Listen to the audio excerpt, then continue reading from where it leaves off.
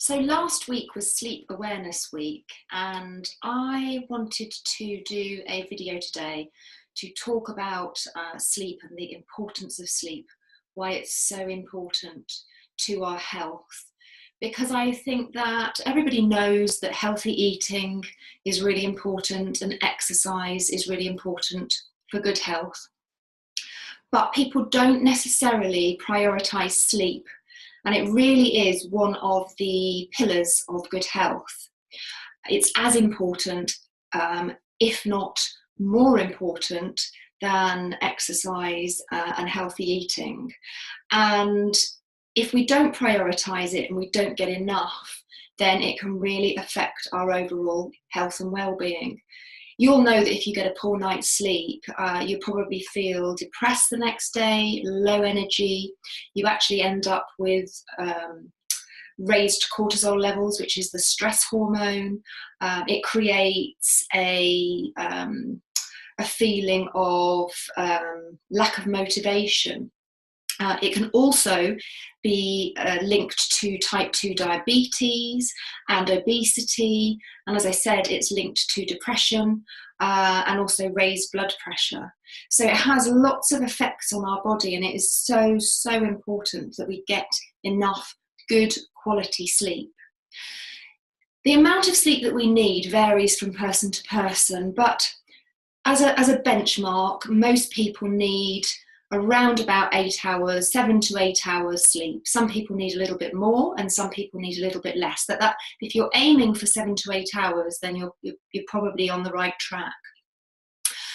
There are lots of things that affect the quality of our sleep and the amount of sleep that we have.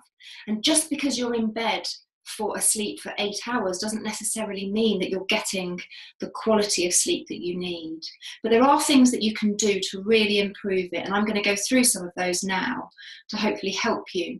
So first of all, eating a healthy diet, a blood sugar balanced diet, is absolutely critical. If you are on a carbohydrate blood sugar roller coaster every day with what you're eating, you are going to affect your sleep at night. It's as simple as that. So balancing your blood sugar, really important. But also getting the right nutrients. There are certain nutrients that if you lack them, actually affect your sleep. One of those is magnesium. So having enough magnesium, because that's the nutrient, it's the mineral that actually relaxes our muscles. So really important to get enough magnesium in the diet as well. And a lot of people are lacking it. More than 80%, it's calculated, are actually lacking magnesium. And you get magnesium from lots of sources. Green leafy vegetables is a really good source, and nuts and seeds as well. Getting plenty of exercise is obviously really important. We know the importance of exercise for all sorts of things, including our cardiovascular health, our mental state of mind, but also our sleep, really important.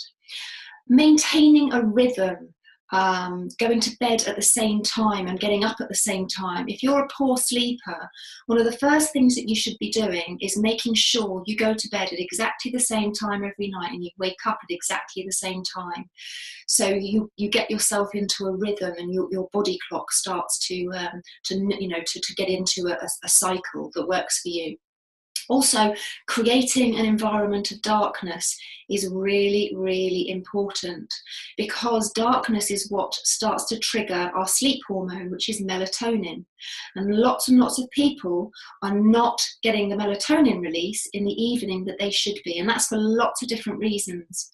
One of the main reasons is that we're using gadgets too late, and I'm definitely a culprit of that.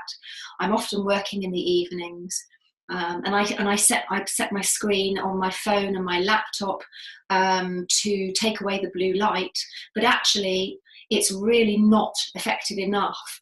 I've ordered some amber glasses for that very reason, to really block out the blue light. But also watching television, really important as well. So stopping using devices at the latest 8:30, and then creating a wind down time, so 90 minutes of wind down, where you turn off all devices and start to slowly wind down and get ready for bed. Another good thing to do is to drink some herbal tea, so something like chamomile tea can be very relaxing and help you to sort of get into that state ready for sleep. Also spending 20 minutes every single morning outside. Now, it doesn't matter whether it's sunny or it's cloudy, it's still really important to get that daylight, and if you can do it in the morning, even better. Go for a walk with the dog if you have one, walk the children to school, walk to work, go and sit in the garden and have your cup of tea if you want to. Whatever you do, make sure you get some daytime outside, some daylight outside in the morning will really help with your sleep at night as well. Avoid nighttime exercise. Exercise is really important for sleep, but don't do it too late in the day. If you're going to the gym at sort of 7, 8 o'clock at night, you're raising your cortisol levels. It's not going to help you to go to sleep. Cortisol should be coming down when melatonin is raising. And a lot of people that I see with stress problems, sleep problems, etc., when we test their cortisol levels, they are absolutely sky high when they should be at their lowest at bedtime. And then they are absolutely at their lowest first thing in the morning. And that stops us from being able to get up, because cortisol is supposed to be highest in the morning, which is what wakes us up. So really important not to exercise too late. And obviously caffeine, caffeine should be capped at noon. Don't drink it in the afternoon. Some people are very lucky and they can process caffeine much, much more efficiently than others.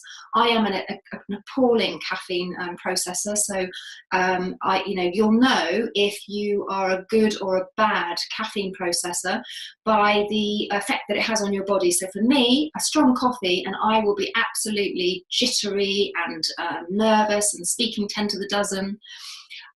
So I'm a very, very poor caffeine processor. Whatever, you should really not be having caffeine after midday. So try and cap it at midday. And then in the evenings, as I said, try and have a herbal tea, which will really help to slow things down. And obviously alcohol. Alcohol affects our sleep. It might make you go to sleep more quickly, but it really affects the quality of your sleep. You don't go into a deep sleep and you don't get the rest that you need. So avoiding alcohol in the evenings, really important especially if you're trying to improve your sleep. And the final thing that you can do is try essential oils. There are some fantastic essential oils that really help on a physiological level to help us to go to sleep, calming us down, reducing our cortisol levels. So things like lavender, vetiver, marjoram, bergamot, wild orange, all very, very good oils for helping us to go to sleep.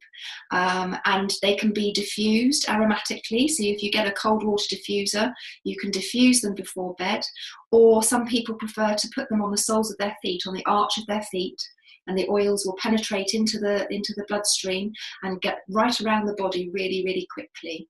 So that's just some of the things that you can do to improve your sleep. If you are struggling to get to sleep and you want to have a chat about it, please feel free to get in touch. More than happy to talk to you about it. So that's it. Hopefully that's some really good tips for you to improve the quality and the quantity of your sleep. Thank you very much.